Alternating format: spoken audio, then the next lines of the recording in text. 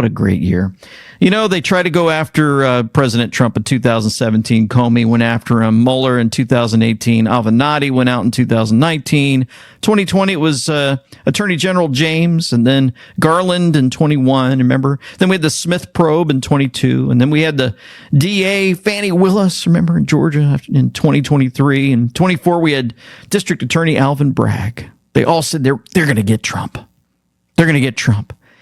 And yet, November 25th, we're given this note from Trump-Vance transition. That's what they call it, the transition. The American people reelected President Trump with an overwhelming mandate to make America great again. Today's decision by the Department of Justice ends the unconstitutional federal cases against President Trump and is a major victory for the rule of law. The American people and President Trump want an immediate end to the political weaponization of our justice system, and we look forward to uniting our country. Really good. Alina Habba had this to say, the fighter. Will Jack Smith reimburse taxpayers for the millions wasted on this bogus witch hunt he just dropped? We're asking for America. Man, Alina, you're doing so amazing. But of course, wouldn't have a great day without MSNBC bringing on a shifty Schiff, pencil neck, to give us his thoughts about Jack Smith dropping the charges against President Trump. Does that mean you think there was an alternative to what Jack Smith did today?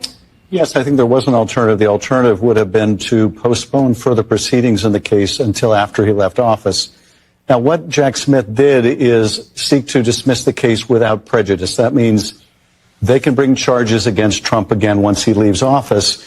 But it is nevertheless a very serious distinction, because the status quo now is no charges against the president. Mm-hmm. You would have to upset that status quo to later bring charges again, as opposed to merely postponing the proceedings, in which case the presumption is they continue when he leaves office. Now, Jack Smith relied on the opinion of lawyers within the department who said that they thought it was required by the Constitution to dismiss the case, but it isn't required by the Constitution. There's nothing that would interfere with his performance of the office, whether the case is dismissed without prejudice or merely postponed. So I think this is a serious mistake by the department. It compounds the mistake that you alluded to, which is they waited a year before they even brought this case forward or began the investigation.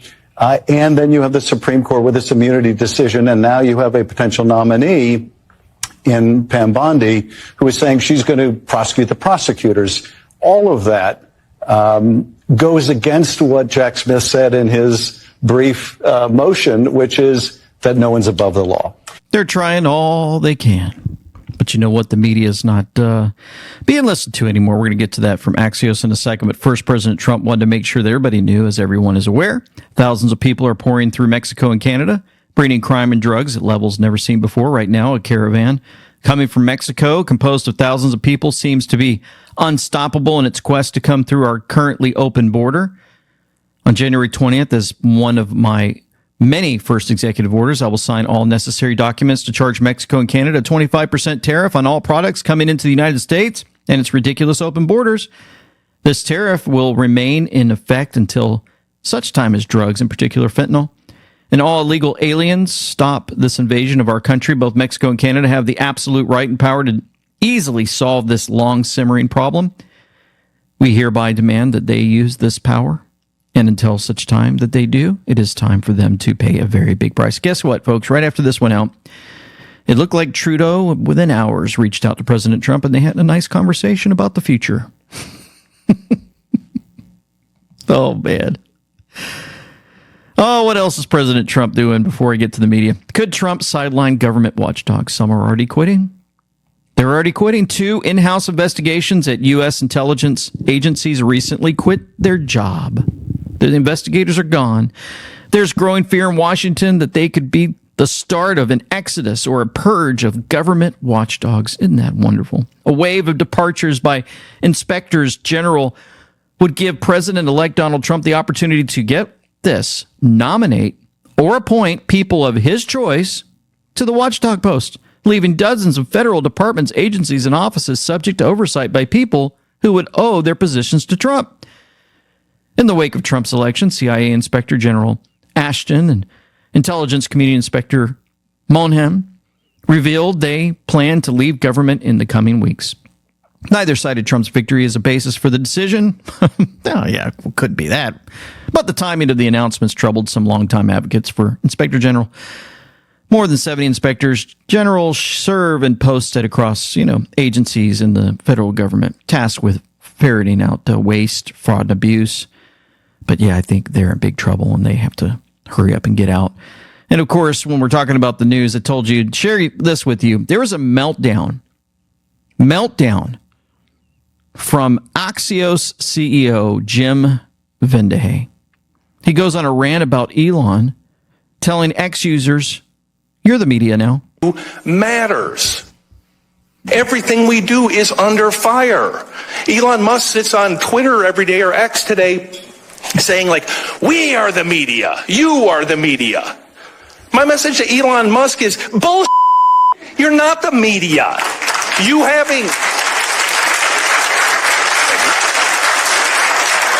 having a blue check mark, a Twitter handle, and 300 words of cleverness doesn't make you a reporter any more than me looking at your head and seeing that you have a brain and telling you have an awesome set of tools makes me a damn neurosurgeon, right? Like what we do, what journalists do, what you did in Mississippi, what Al Jazeera does in the Middle East. You don't proclaim yourself to be a reporter. Like that's nonsense. Like being a reporter's hard, really hard. You have to care. You have to do the hard work. You have to get up every single day and say, I want to get to the closest approximation of the truth without any fear, without any favoritism. You don't do that by popping off on Twitter. You don't do that by having an opinion. You do it by doing the hard work. If he was actually doing the hard work, he would stop calling it Twitter. Sometimes I make that mistake too. He'd call it X. The National Press Club. They're losing their mind. I'm so glad that Heavenly Father had it in his psyche and his mind of letting me join the Marine Corps and then having me move over to public affairs after my first 4 years of sweating it out in a terrible job and then moving over and learning so much about journalism. You guys know, just to a quick side note, how I ended up in journalism and what I did. Well, they didn't send me to school because they didn't have enough money at the time in their budget to send me. So I had to do on-the-job training. You know how I learned? I picked up newspapers, read basically how they put their stories together, went out and did the hard work, asked the right questions, formulated what I have thought what a news story would actually look like, and actually won awards doing it because the Heavenly Father helped me. He helped me. I wrote. I did graphic design. I got into AFN, the American Forces Network. Ended up doing radio and television, running that for 3 years and more. I mean, it's been a great journey. But yeah, it is hard work. And the folks that are posting on X, they're doing their research. They're trying to do everything they can to get the truth out. But you know what? It's us communicating together using our voices. You know what happened is the day that this Axios guy goes crazy was November 25th released. Interesting because November 25th, 2019 just happens to be on the cue board. It says this, Russian bots, ? Why are the biggest media companies in the world, Axios, continually attacking if we are simply conspiracy and a LARP? Who controls the media? 6 in the target brackets. Who controls the 6 in the target brackets, right? The 6 big issue areas like Disney, right, that own all of this. Logical thinking, think about it. The free speech, the attacks continue. In the Communist News Network, they had a hard time with this too. The impulse to restrict speech is a slippery slope but a dangerous one. More speech is better. Is it really? Okay. But do you think so you actually think that X is the place of free speech? Yeah. I mean, I don't know why you would argue otherwise. Is it not? Okay. I think before he took it over, it was not a great place for conservatives, and now it's a great place for everybody. There you go. It's a great place for everybody because guess what they used X for? It's controlled by the government, and if you didn't have an account that had liberal values or things against conservatives or Christians, then you weren't really allowed to post things on X, and you were taken down and whatever. And now, all of a sudden, everybody has a voice, and they're mad because we can't let these conservatives share their opinions. You know what? That makes X just a terrible place. We don't need free speech. We need our speech only. Oh, it's so much better now on this other side of the winnings of the election and more. Just enjoying this, and we just can't take it for granted. Have to stay in prayer more and stay healthy. This will help you out. Folks, start your day with the heart of a champion. I think what we're all saying is we're going to sit and watch. We're going to wait and see because we can't do anything else except. I'm not going to wait and see. I mean, this guy is told us he's a retribution. What are you doing? Like, there's nothing to be done until you know what you're fighting. So that's Whoopi Goldberg, if you're listening, and she's upset, and she's saying, look, we shouldn't shut down. You know, we shouldn't have fear mongering about Trump before he even takes office. Was that the same Whoopi Goldberg that's been sitting there all the time attacking him? And she continues. It's pissing in the wind doesn't help. You just get a wet face. But I mean, what I'm saying is I have no false expectations that at 78 he's going to all of a sudden turn into another human being. And I'm not going to spend. I spent weeks telling people that he was apocalyptic. I'm not going to change now because it's still the same man. Not treating every single thing like I think that's when we lose credibility. Well, here's the thing. You lose credibility in many different ways. If you don't know what you're talking about and you accuse him of something, then they're going to blow it back. That's why I say we need to wait and see exactly what you're going to do. Oh, snap. Who would have ever thought that Whoopi would be fighting on this end and just wondering what in the world she's doing, chewing out her own co-hosts? She said, it's apocalyptic. That's what Trump was, but I'm not going to change now because it's going to ruin our credibility. Really? So telling the truth, getting in line with the people that understand and support America and American values, all of a sudden that's a bad thing? They're losing their mind. They're starting to fight, and it's looking really good for us all. So, first Axios, they lose their minds because we are the news on X. That's from Fletch 17. Then Jack Smith drops all charges against Trump. Finally, Mika Brzezinski leaves X. Happy Monday, Patriots. Let's see what's next. That's right, because Mika put out, I've decided to leave X, but I'd love to keep the conversation going. Join me on another platform. And let's see, if all of this doesn't make sense, it looks like they even had Tucker on recently to discuss this. But where do you see journalism going? Elon Musk said, you are the media now after Election Day. How do you think it's going to change and evolve over the next few years? How important is it for citizen journalists? By the way, before I let Tucker answer this, just want to let you know at the end of this video, I'm going to be sharing his interview with Willie Robertson from Duck Dynasty. And I'm going to share my thoughts on that amazing interview. I watched the entire thing, was absolutely overwhelmed, and just brought back a lot of memories from that family and more. Well, I would just start by saying there's nothing more corrupt than what we have. So I'm glad that it's going away. There's nothing shallower than cable news. There's life in it. So for them to say, the public is reaching conclusions we disagree with because they're not watching long and they're getting all their news from TikTok or something. I just want to restate, there's nothing shallower, dumber, more repetitive, more controlled, less informative than cable news. I think I can say that with authority, so can you. So if they're claiming that the other guys are just not up to their level of journalism or rectitude, that, it's just dogs barking. It means nothing to me. Obviously, we're entering a much freer, more open period. Elon Musk deserves 100% of the credit for that because he has this platform at scale, the only one at scale that's open.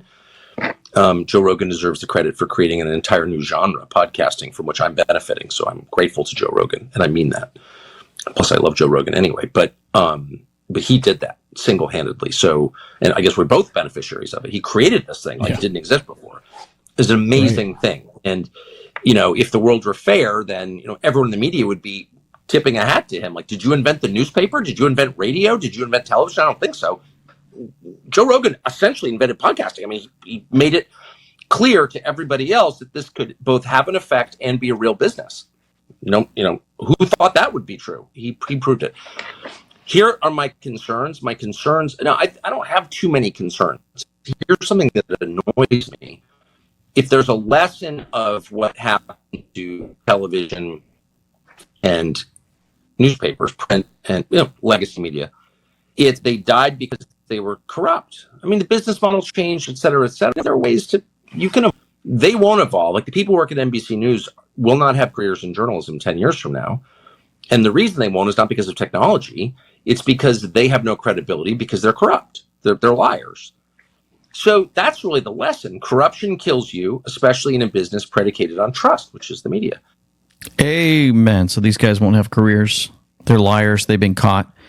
And that's amazing as this continues to play out. Let's go back over to Communist News Network. The impulse to restrict speech is a slippery slope, but a dangerous one. More speech is better. Is it really? Okay. But do you think so? You actually think that X is the place of free speech? Yeah. I mean, I think. I don't know why you would argue otherwise. Is it not?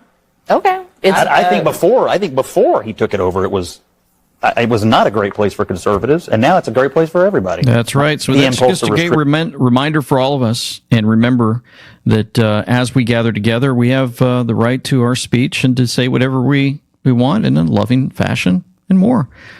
And, speaking of Thanksgiving, the dinner is historically affordable this year, says NBC News. That's what we're talking about. The media, a bunch of liars. Farm data shows holiday meal staples are collectively at their cheapest after adjusting for inflation in nearly 40 years. Yeah. John LaFave said it costs $60 for a family of four to eat at McDonald's, but NBC News wants you to believe that Thanksgiving dinner for 10 people is $58. The most affordable in 40 years. And that's why people are sick and tired of their lies, of the media's lies. The other thing that the media does is they try to get people compassionate over things that are very immoral and more. And we had to talk on this yesterday. Maryland couple says it would be traumatizing if their biological son went through puberty and the government didn't provide hormone blockers and money for dresses and haircuts. We're going to Canada. This was on Communist News Network. This is another reason folks are tired of it. We moved to Maryland to be able to access gender-affirming care for Katie.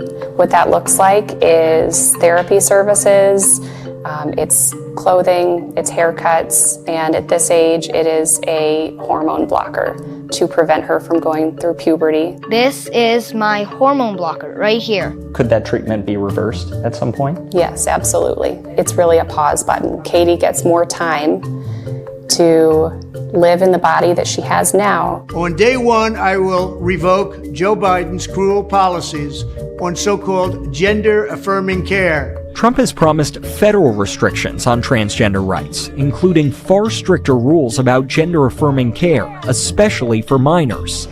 Good. That's a positive thing. One trans rights organization saw a nearly 700% increase in calls to their crisis hotline after the election. What would happen if your daughter didn't get that care? She would end up going through puberty, and it would be traumatizing. He would end up going through puberty, and it would be a good thing. But these child abusers get a voice on Communist News Network. Remember, they have to have a voice, their voice. But X is restricting them. Somehow they're making it hard for them because the truth is coming out about this damage to the children. They don't want to hear it. To her, to see all of those things happen to her body. I know you get some treatment from doctors, from other care. What would happen if you didn't get that? I would be upset and scared. In the LGBTQ community, the suicide rate is high for those who are not being supported by their caregivers. We want her to survive childhood. So families like Katie's are trying to prepare for what's ahead, even drafting an asylum application. We have to start thinking about a backup plan. If push comes to shove, we will need to go north. We will go to Canada. What would it take for your family to say, we need to leave this country? A federal health care ban would likely be the moment we know that it's time to leave here. What does this symbolize to you? Freedom and rights. This proves that everybody has their own rights to be themselves.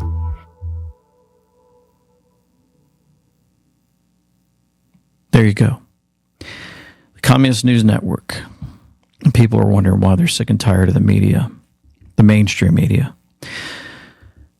That's why elections are important and getting the right folks in place to stop the immorality that's filling the whole United States of America, and it's been playing out day after day, and I think we all made our voices loud and clear in this area. Riggs lead drops by 67 votes as 60 counties complete North Carolina Supreme Court recount. That's right. They are, Griffin is challenging over 60,000 votes for being unlawful with proof of dead voters, felon voters, etc. If just 1% of the challenged votes are indeed unlawful, then the current outcome can't be trusted and a new election must be ordered. He was leading by 10,000 votes on election night, and everyone thought the race was over until the late vote dumps appeared, which put Allison Riggs ahead by roughly 600 votes. Also, congratulations, Attorney General Bailey from Elon Musk. Now we need this nationwide. A court just sided with my teen yet again, ruling Missouri's voter ID law will remain intact. We went to court. We put on the evidence. And radical activists working to undermine our elections failed. That's how it's done, folks. And also, Alaska Republican Party has just hired Harmeet Dillon to lead a recount effort and review the election results for their ranked choice voting repeal proposition this past election. Let's go. And so with this election brings a lot of changes. And of course, we're watching like NFL draft picks, bigger than the Super Bowl. Sometimes that's what we say, right? From the Q boards, bigger than the Super Bowl. We're watching one pick after another come in from President Trump. And guess what Communist News Network had to do? They had to admit that Americans are in love with the Trump transition. Take a look here. President Trump's transition net approval. You go back to November of 2016. Look at this. It was just at plus 1 point. Just at plus 1 point. That is well below the historical norm. Look at where we are today. Significantly higher. Plus 18 points. That's 17 points higher on the presidential transition net approval rating. The bottom line is this.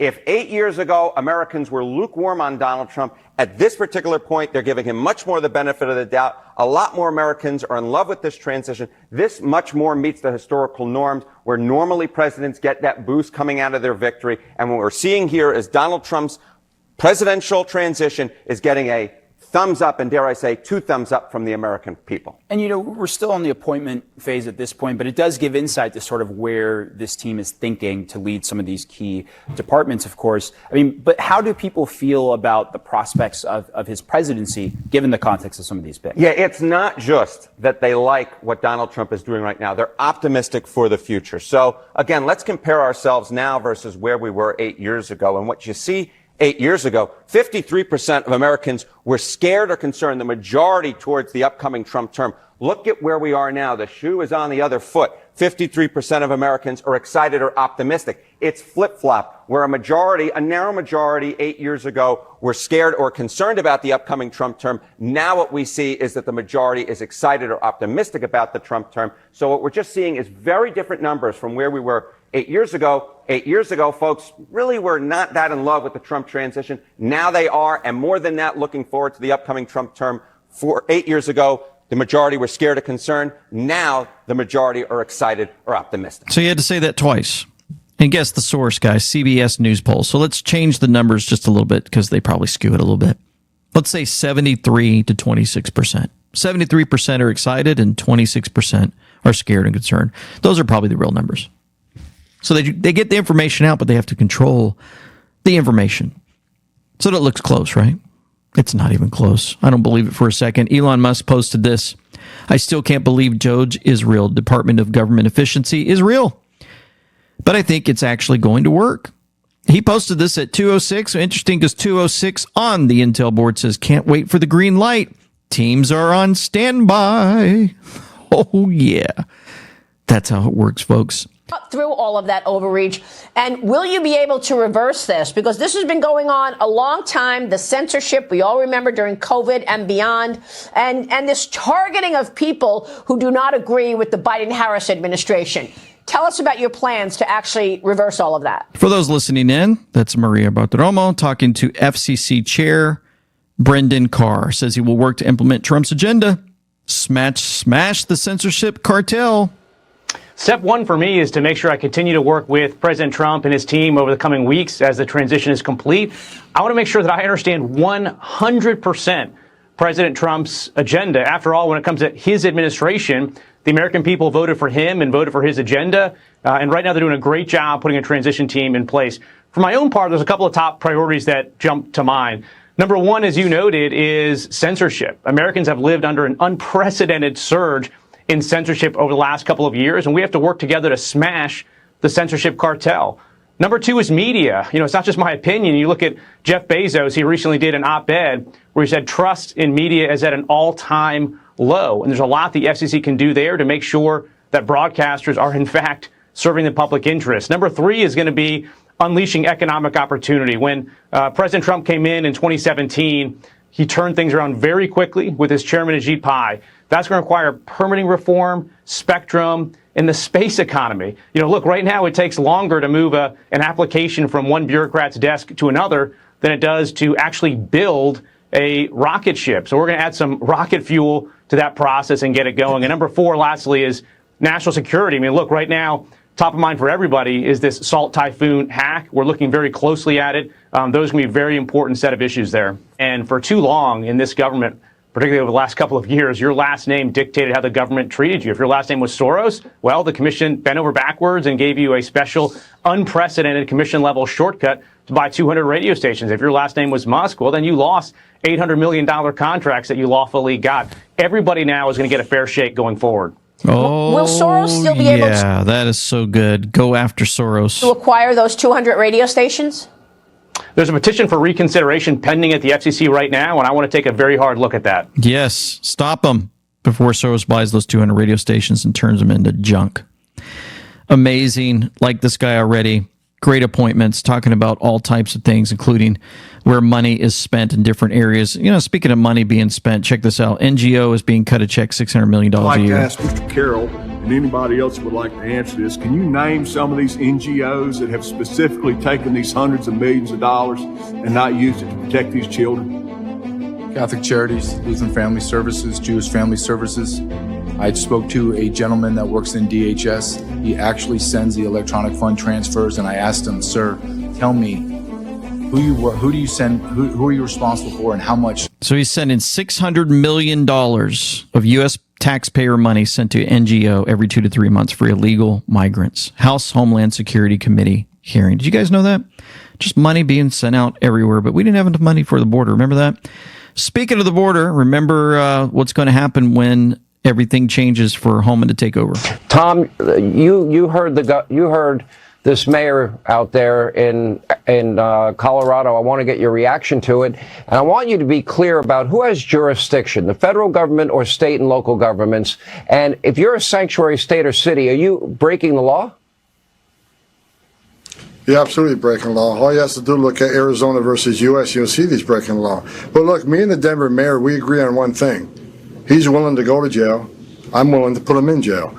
Because there's a statute. It's Title 8 United States Code 1324 III. And what it says is, it's a felony if you knowingly harbor and conceal an illegal alien from immigration authorities. It's also a felony to impede a federal law enforcement officer. So if we don't want to help, that's fine. He can get the hell out of the way. But we're going to go do the job. President Trump has a mandate for American people.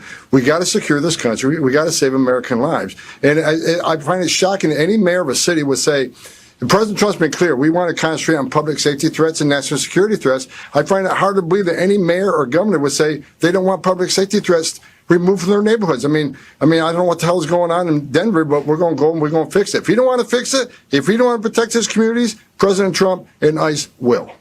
Way to go. Great answer. Me and the Denver mayor, we agree on one thing. He's willing to go to jail. I'm willing to put him in jail. Outstanding, because these folks need to be taken there. And I saw this a few moments. I'm going to show you this. Absolutely tragic.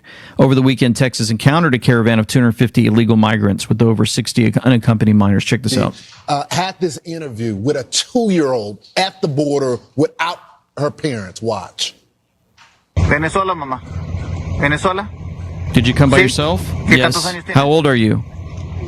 2. She said 2. 2 years old. Did you come with your parents? No. No. Venezuela. By yourself? ¿A dónde vas, mamá? Yes. Where are you going? with my mom and dad. Where are they? United States, she said. United States. That 2-year-old was part of a group of 211 migrants who were crossing over into Maverick County. There were 60 unaccompanied minors. 60 little kids like that. And you know what? No parents to be seen. There she is, showing that she's 2 years old. All she's got is that piece of paper. And on that piece of paper is a name and a phone number. And her entire future is on that piece of paper. Can you imagine you lose that piece of paper? But that's the way this system is set up, and that's how the cartels are gaming it. There's the person, they're going to call that number, they're going to say, we've got this little girl down at the southern border, Maverick County. How can we get her to you? Does that work? Do they actually call the number? They absolutely do. And they put them back together with mom and dad? It's not mom and dad.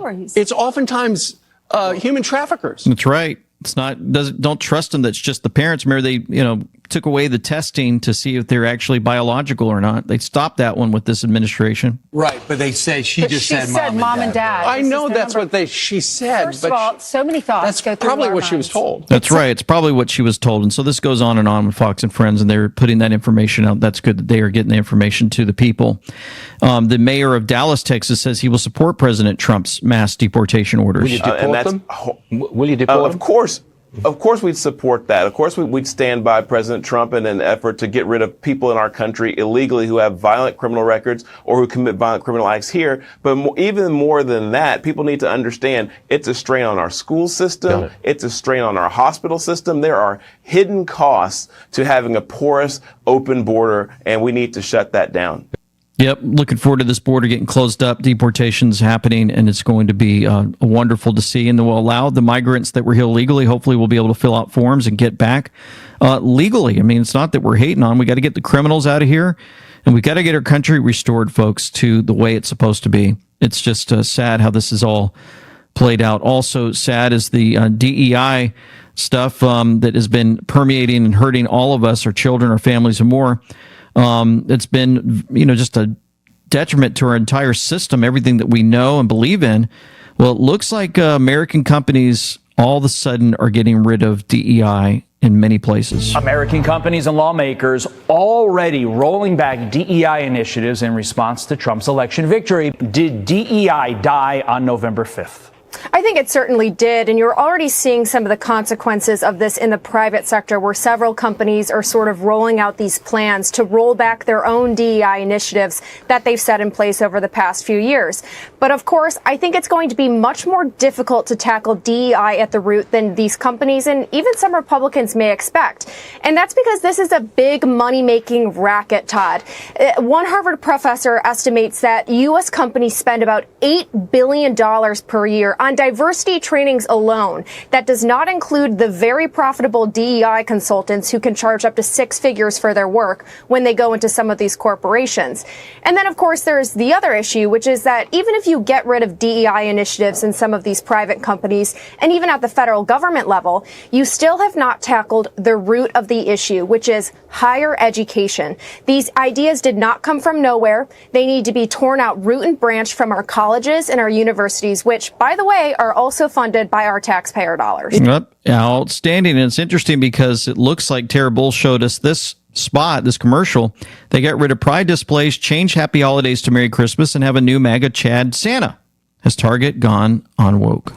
What's going on there, huh? Some changes are already playing out since this election. It's just amazing. Check out Walmart. All right, y'all. I don't even know how to start this video because honestly, this is different than everything else we've done because this is the single largest employer in the United States. We are talking about a company that is worth almost $1 trillion on its own. As many of you know, I have been investigating a massive company now for a while, and I have kept my lips sealed on who it was. Now I can reveal it was Walmart, but something incredible happened in the course of my investigation. Walmart became aware of our investigation and reached out to me. This was critical and honestly turned out pretty fantastic for everybody involved, in my opinion. We were able to have frank conversations with Walmart. And as I've said for a long time, I don't ask companies to take on my political views. I am simply advocating for corporate neutrality. I believe that that is the future because I understand there are people in this country who do not agree with my politics. So it would not be fair of me to force my politics on them the same way that I am not okay with left-wing policies being forced on me and people like me via things like DEI. After various conversations, I am very proud to report report to you guys that Walmart has decided on making some changes. I'm going to lay out what those changes are for you and explain how massive this is for our movement. We are unstoppable at this point with a 100% flip rate where we change corporate America and get them back to a culture of sanity and neutrality. Bullet point number 1, Walmart will be removing all inappropriate sexual and or transgender products that are marketed toward kids, things like chest binders for teenagers or books that encourage transitioning. That is all going to be gone. Bullet point number 2, Walmart is going to review and stop funding to all events that could be sexually inappropriate for kids. That includes drag queen story time or pride events that expose kids to sexually inappropriate topics. That's all going to stop going forward. Third bullet point, Walmart will be closing their racial equity center. This is a center they had committed $100 million to, and it was a 5-year project. They will be closing that center going forward. Fourth bullet point, Walmart will no longer participate in the HRC's Corporate Equality Index social credit system. This scoring system is what has brought wokeness into so many segments of corporate America, and we are happy to see them no longer participating. There is not a corporation in America that should be participating with the HRC's CEI scoring system going forward. The HRC got explicitly political in the 2024 election, working with everything they have to defeat Donald Trump and calling him every name in the book. It is time for companies to recognize that they need to move away from this system that is explicitly political and embrace corporate neutrality so that everybody is welcome in their stores. Fifth bullet point, Walmart is going to be reviewing their supplier diversity programs to ensure that nobody's receiving preferential treatment on the basis of race, and they will also ensure that financing eligibility will no longer be predicated on providing certain demographic information. Sixth bullet point, and this is a favorite for me, being Latino myself, Walmart will no longer be using the term Latinx in any of their official communications. That is going to be wiped away. I was very disappointed to see it was there, but again, this is across corporate America. So this is a company, Walmart, who is doing the right thing here, and I want to give them credit for that. Getting rid of this, big. We don't want to hear Latinx ever again. Bullet point number 7, Walmart will be discontinuing their racial equity training through the Racial Equity Institute. Again, getting rid of woke trainings. And last but not least, drumroll please for the big one, DEI. They will be discontinuing use of DEI both publicly and privately at Walmart. This is a massive win for our movement. The momentum just keeps growing. This is the largest employer in the United States, worth almost $1 trillion. Other companies are taking notice. Suppliers of Walmart are taking notice now. With Christmas right around the corner, I'm happy I could deliver you guys one retailer that will drop the woke policies. You've still got Amazon and Target acting crazy out there with wokeness, so I'm glad I could give you guys one at least. And how about that? We just showed Target doing a weird commercial supporting some good things, so it's just amazing what's happening across our country in so many ways. Another thing that's amazing and helping all of us would be this journey to sober living. Chad and Katie Brewer. It's an interview that we did recently, and I hope that you guys check it out. All natural NAD plus IV protocol. They can completely transform your life. It is amazing what has happened with Chad and Katie and their life story and more. And I put this in the intro recently, what they had to say about this. It's just phenomenal what we've seen and lives changed. And after the summer, we looked at each other, living in this place. We had never been here before. We said, we're not going back to Chicago. And ever since then, we've enjoyed it, raised all our kids here, and now have grandkids here. And they're an amazing place. It's just phenomenal what we've seen, the lives changing so far from the calls that I've heard coming in for them. A constant, every second I was awake, I would wake up in the morning, okay, what do I need to get done today till I can go get my alcohol? And it got to the point where I started drinking earlier and earlier, and to where it just controlled my life. And I had tried other avenues to try to quit, and for me, it didn't work. For some people, it does. Hear thou, my son, and be wise, and guide thine heart in the way. Be not among wine-bibbers, among riotous eaters of flesh. For the drunkard and the glutton shall come to poverty, and drowsiness shall clothe a man with rags. Because you see people at their worst time going through different things in their lives, whether it's relationships, whether it's finances, whatever it is. But when they come out of that, there's no better feeling. There's no better feeling when they come out of this. It's amazing. You can go to newspringwellnesscenter.com/and we know. It's in the description box below the video, or call 573-577-3400.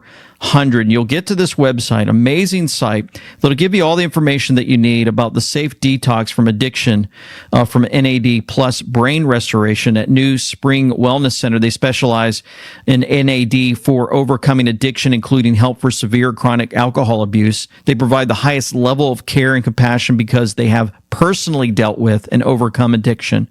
So they know, folks, rock bottom, and they know how their all-natural NAD plus IV protocol can completely transform your life when nothing else has worked.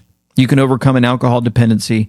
They can help. And there's so many different ways that they help out, folks. You give them a call, book a free phone consult, and you'll see changes. And I've already seen one family sent me pictures of what's going on in their lives and the change that has happened. Thank you so much for what you're doing for so many people.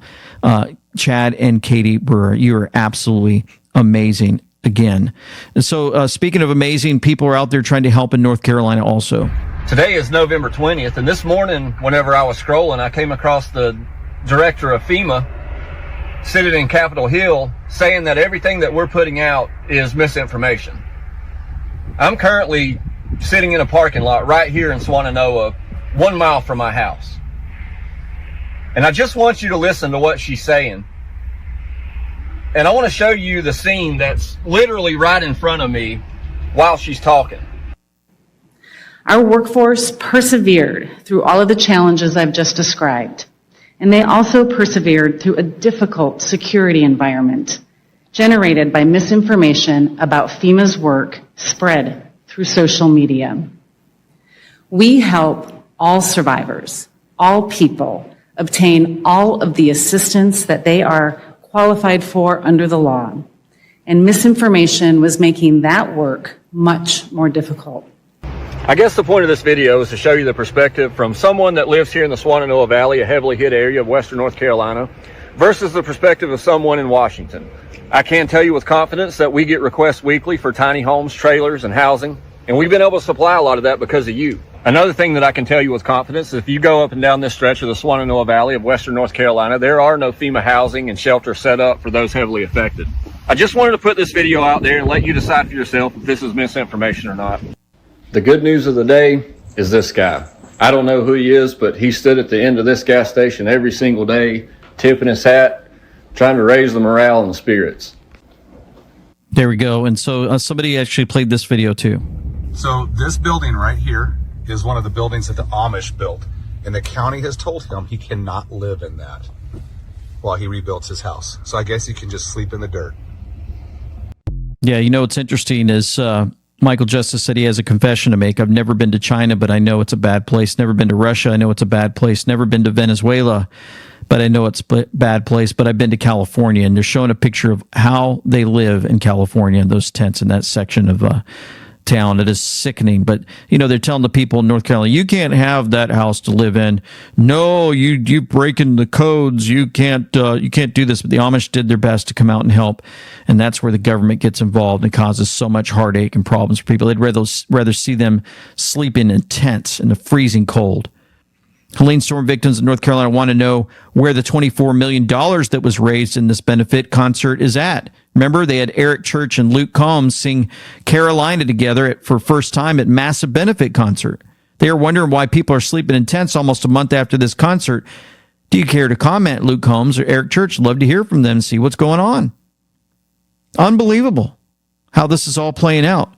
You know, 1960s, oil was gone in 10 years, right? That's what they were telling us. In 70s, another ice age is in 10 years. In the 80s, acid rain will destroy all the crops. In the 90s, ozone layer will be gone in 10 years. In 2000, ice caps will be gone in 10 years. They kept lying to us. Nothing happened, but all resulted in what? More taxes.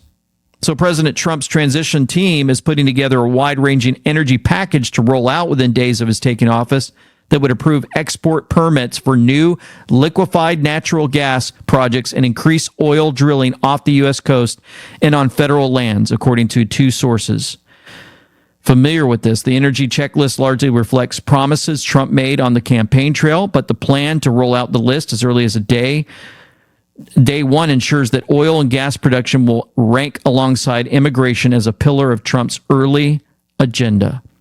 That's right. Amazing how we're going to see this play out, man. An early priority for many. And of course, grocery shopping in 2024 for all of those familiar with this. Find everything you need today? Yeah. Great. Okay.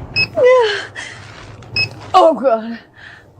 No. Everything okay, ma'am? It's just that you've only scanned a few items and it's already $60. I'm so scared. Okay, I'm a trained professional, ma'am. I've scanned a lot of groceries. I need you to stay with me. It's just that my in-laws are in town and they want a charcuterie board. This isn't going to be easy, so I need you to be brave, all right? What's your name? Patricia. Trisha, all right. I need you to take a deep breath. We're about to do the cheese. Oh, my God. The numbers are going up so fast. Why do we have to be a Balderson's house? Don't look up there. It only makes it worse. Keep your eyes on me, okay? Can't you just scan something less expensive? I can, but let's not forget, it's the little things that add up, all right? Now brace yourself. I'm about to do the mixed nuts. Oh, my God. I'm going to pass out. Okay, bite down on this, Patricia. Get ready. I'm going to do the cured meats. Oh, no, stop. I can't do this anymore. It's too late. There's a line behind you, okay? You're locked in. I'm not strong enough. I know it looks like a lot right now, but I promise you, you're going to get home and you're going to wonder, what did I even buy? You've got this, Patricia. Get ready. I'm going to weigh the grapes. Oh, what have you done to me, you son of a... Okay, your total's $257.84.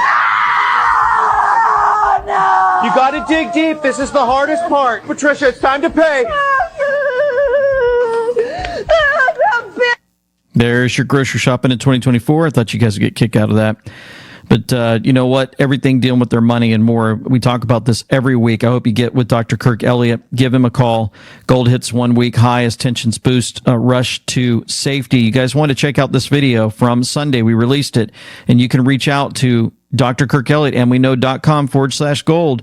He has plenty of information to help you out with your money woes, especially when it comes to precious metals and how it can help you biblically for your future. So much great information. Man, here's a clip from that. So if people who don't know would think that, wow, they lowered interest rates, my mortgage rates are going to come down, my credit card rates are going to come down, this is going to be amazing. No, it's not really how it works, right? Because the rate that the Fed lowered is the rate that banks lend money back and forth to each other for.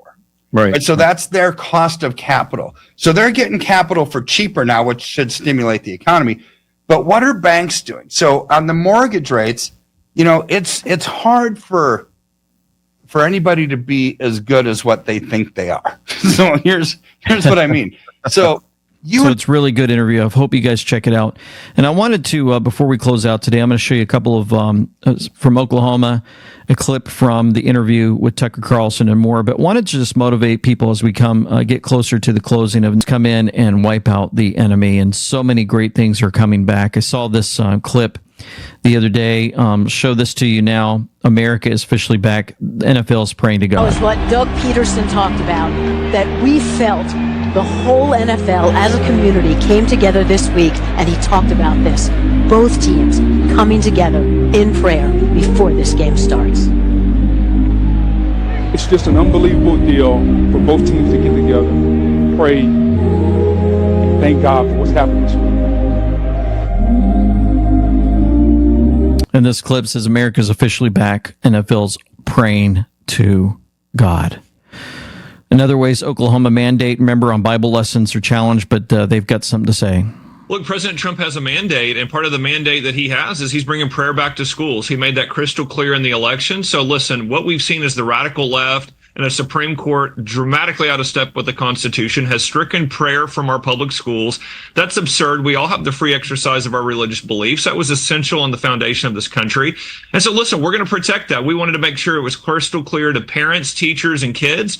We will not allow any more state-sponsored atheism going on in our schools, which is the targeting of any expression of religious beliefs. That's absurd. And so we're going to go back to upholding the Constitution in Oklahoma public schools, as President Trump has clearly laid out for the country. Way to go, Oklahoma.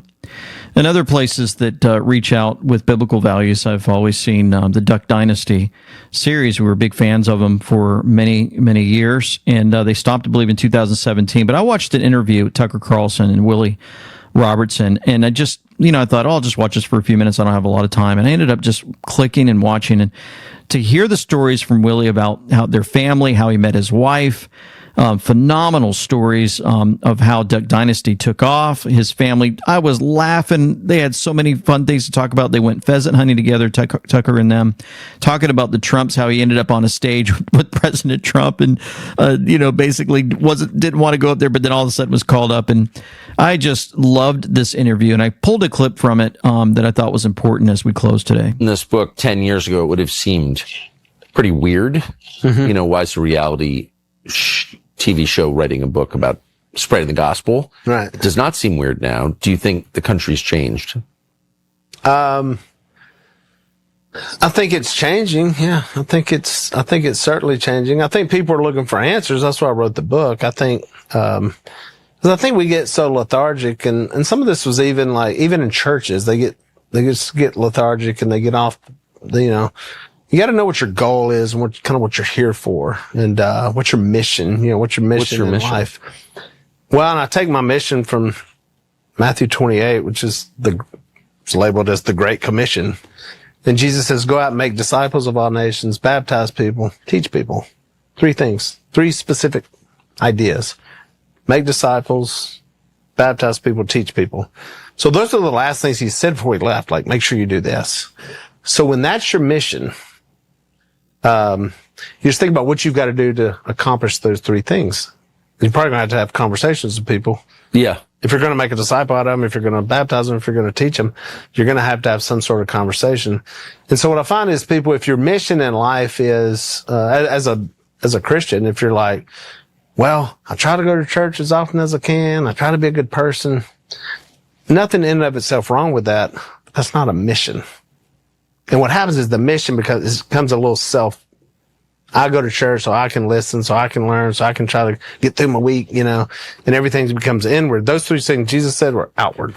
It's out. Other people.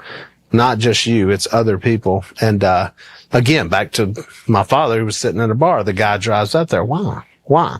He's not going to be a member of his church. He doesn't have any money. He's a reprobate, who's got a terrible reputation. What drove him to drive up there, that hour drive, walk into that bar? What drove him to do that? It was just for him. Just for that guy. Yeah. And I thought, wow, I don't know if would I drive? Would I be like, but he did that. It literally changed my life. It changed my whole family's life. And if that would have been it, I'm not a big prosperity guy, and look what God has done. Look at what he gave us. It paid off. Didn't matter. If it just changed our life and kept our family together, worth it. Yeah. Everybody knows who we are, worth it. I got to see my dad and grow up with 2 parents, worth it, So it was worth it for somebody to take the time out of their life. Somebody went to visit his father, Phil. Remember Phil, if you guys have seen the movie or read the book about Phil Robertson, his father, and the drastic change that happened from before coming to Christ and after was just amazing. If it wasn't for that guy and his reaching out to Phil Robertson, we wouldn't know the Duck Dynasty. We wouldn't have probably all the lives that were changed that Willie was sharing in this interview. And it's in the description box below. Go below this video, guys. I put the link to this whole video interview there for you to watch. But if it wasn't for all of that, the sacrifice made, just simply share the gospel with folks that need it, especially now during the holiday season. We wouldn't know them. They wouldn't have been praying at the end of a video for everybody to learn, hey, you know what? I forgot what it's like to sit around a table and pray with family. They didn't know that you could do that. When some people would tell the Robertson family, Willie was talking about, some folks didn't know you could sit as a family together and actually eat together and then, oh yeah, by the way, pray. And it's just amazing to hear how our Heavenly Father continues to work through so many lives around this earth, but especially through families like theirs.